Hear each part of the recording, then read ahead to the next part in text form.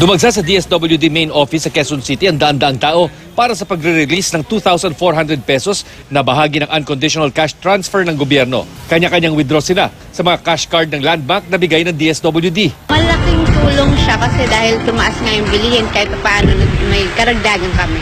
Ang Unconditional Cash Transfer Program ay ayuda ng gobyerno na itinuturing na poorest of the poor dahil sa taas presyong idinulot sa ilang bilihin at serbisyo ng Tax Reform for Acceleration and Inclusion Law o TRAIN Law.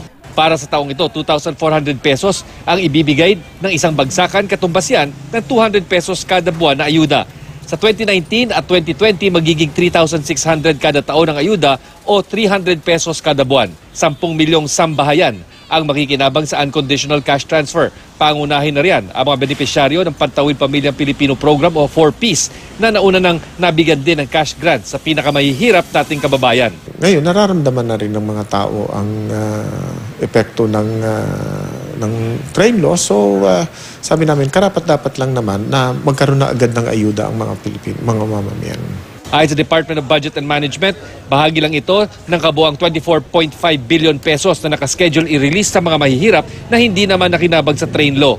The subsidy, which is intended to mitigate the temporary increase in prices owing to the implementation of the tax reform program, will support the bottom 50% of households. Chino Gaston, GMA News.